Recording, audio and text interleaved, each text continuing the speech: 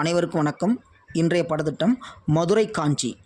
இந்த மதுரை காஞ்சியில் பார்த்தீங்க அப்படின்னா பாண்டிய மன்னர்களின் குடிச்சிறப்பு, அதாவது அவர்களுடைய எப்படி வாழ்ந்தாங்க, மக்களுக்கு என்ன செஞ்சாங்க அப்படிங்கிற விஷயத்த ரொம்ப அற்புதமாக அழகாக சொல்லக்கூடிய ஒரு பாடப்பகுதியாக அமைந்துள்ளது மதுரை காஞ்சி. ஓங்குத்திரை வியன் பரப்பின் ஒளி முன்னீர் வரம்பாக தேன் தூங்கும் உயர்ச்சிமைய மலை நாரிய வியஞ்ஞாலத்து அப்படின்றாங்க. ரொம்ப அழகாக பெரிய மலை, அந்த பெரிய மலையில் பார்த்திங்கன்னா 3 நீர் வடியக்கூடிய இடங்கள், அது முன்னீர் சொல்லுவாங்க. மழை நீர், ஆற்று நீர், ஊற்று நீர்பாங்க. அந்த 3 நீர் வரக்கூடிய இடம் தேன் தூங்கும் உயர்சிமைய, அதாவது தேன்கள் அதிகமாக இருக்கக்கூடிய மழையை பொருந்திய உடையாக இருக்கிறது அப்படின்றாங்க. ரொம்ப அற்புதமான ஒரு இது.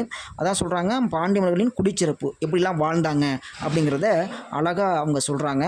உயர்ந்து எழும் அலைகளையும் அகன்று பரந்த நீர்ப்பரப்பையும் அலைகள் எழுந்து மோதுவதனால் ஒளியினையும் உடைய கடல் எல்லையாக அமையுமாறு தேன்கூடுகள் நிறைந்திருக்கின்ற உயர்ந்த சிகரத்தை உடைய மலைகள் தோன்றியுள்ள பரந்த உலகில் இந்த பாண்டிய மன்னர்கள் வாழ்ந்திருக்காங்க அப்படிங்கிற விஷயத்த ரொம்ப அழகாக எடுத்து சொல்கிறாங்க.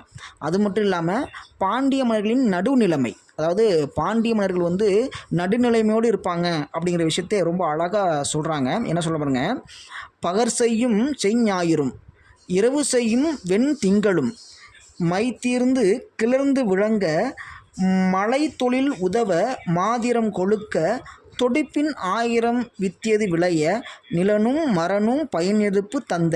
அதாவது என்ன, சூரியனை ஞாயிறு போலவும் திங்கள் போலவும் விளங்கக்கூடிய மன்னர்கள் யாருன்னா பாண்டிய மன்னர்கள் அப்படின்றாங்க. எப்படி சொல்கிற பாருங்க, வலதுபுறமாக எழுந்து காற்று சுழன்று வீசவும் அகன்ற பரப்புடைய நட்சத்திரங்கள் நல்ல வழியில் செல்லவும் பகல் பொழுதை உண்டாக்கும் சூரியனும் இரவு பொழுதில் ஒளிரும் நிலவும் தீமை இல்லாமல் தோன்றி வெளிச்சம் தரவும். அதாவது என்ன, நிலவு என்ன பண்ணால் தீமை இல்லாமல் தோன்றி அழகாக வெளிச்சம் தரக்கூடியதாக இருக்கவும், மேகங்கள் தேவையான காலத்தில் எழுந்து மழை கொடுக்கவும், அதனால் எல்லா திசைகளும் வளமடையவும் விதைந்த ஒரு விதை 1000ஆய் விளைந்து பயன் தரவும் நிலமும் மரமும் உயிர்களுக்கெல்லாம் நன்மை செய்து வளமோடு இருக்கவும் மக்கள் அனைவரும் பசியும் நோயும் இல்லாமல் எழில் மிக்கவளாய் விளங்கவும் திசையானைகள் தங்களின் சுமை நீங்கி மகிழ்ச்சி கொண்டு விளங்கவும் அவற்றை நோக்கி இனிமை குறையாத மகிழ்ச்சியுடைய கண்களுடன்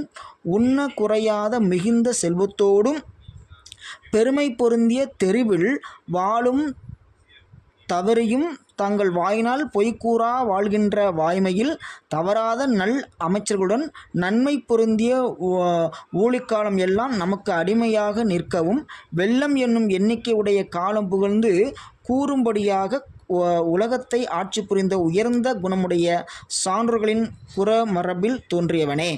அதாவது என்னென்னா, பாண்டிய மன்னர்கள் நடுவு நிலைமையோடு இருந்த விஷயத்த ரொம்ப அழகாக அருமையாக சொல்லப்படுறாங்க. லாஸ்ட்டாக முடிக்கிறாங்க பாருங்கள், பல்வெள்ளம் மிகுகின்ற உலகமாண்ட உயர்ந்தோர் மருக. அதாவது வெள்ளப்பெருக்கே வந்தாலும் இயற்கையே அழித்துட்டு போனாலும் அந்த நாடும் நாட்டு மக்களும் மன்னர்களும் நடுநிலைமையோடு இருப்பாங்க அப்படிங்கிற விஷயத்த ரொம்ப ஆணித்தரமாக அழகாக சொல்கிறாங்க. அது மட்டும் இல்லாமல் பாண்டிய மன்னர்களின் போர் சிறப்பு, இயல்பாகவே போர் என்பது மிக மிக அழகாக சொல்லப்படக்கூடியதாக இருக்கும். அதில் போர் சிறப்புங்கிறது ரொம்ப தெளிவுற அழகாக சொல்லப்படுறாங்க. அதை பாட்டு சொல்கிறாருங்க, பிணங்கோட்ட களிற்று குழும்பின் நினம் வாய்ந்த பெய்த பேய் மகளிர் இணையொளி துணங்கை சீர் பிணையுகம் எழுந்தாட அஞ்சு வந்த போர்க்களம்தான். அதாவது யார் வந்தாலும் பிணங்களே எழுந்து வந்தாலும் போர் நடந்தே தீரும். அந்தளவுக்கு வீரம் உடைய அவர்கள் யாருன்னா பாண்டிய மன்னர்கள் அப்படின்றாங்க. அதாவது சொல்கிறாங்க பாருங்க, பிணங்கள் கோர்த்திருக்கும் கொம்புடன் இறந்து கிடக்கும் யானை கூட்டங்களின் தசை, பிணங்களும் கிடக்கும், யானையோட தந்தங்களும் கிடக்கும், அந்தளவுக்கு குவிஞ்சிடக்கூடிய பிணங்கள் மேலே போர் புரிவாங்க பாண்டிய மன்னர்கள் அப்படின்றாங்க. அது மட்டும் இல்லாமல் துணங்கை கூத்து புழுந்து மறுதலை இல்லாத உழல்கள் எழும் நடனம் ஆடுவதால் அச்சம் நிறைந்த போர்க்களத்தில். அதாவது தலை துண்டிக்கப்பட்டாலும் வெறும் முண்டை மட்டுமே நின்று என்ன பண்ணால் போர் புரியுமா, அந்தளவுக்கு வீரம் படைத்தவர்கள் பாண்டிய மன்னர்கள் அப்படின்றாங்க. அது மட்டுமா, வரும்போது வீரவடையும் அணிந்து கைகை தொடுப்பு கொண்டு துளாவி சமைக்கப்பெற்ற சோற்றினை. ஒரு கை இருக்கும், ஒரு கால் இருக்கும், ஆனால் என்ன பண்ணுவாங்க, போர்க்களத்தோடு சென்று போர்க்களத்துக்கு சோறு உடைப்பாங்களாம் அந்த பெண்கள் எல்லாம். அந்தளவுக்கு வீரம் படைத்தவர்கள் பாண்டியவர்கள் அப்படின்றாங்க.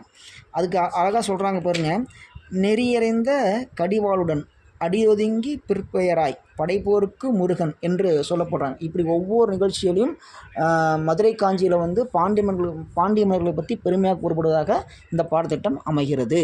நன்றி.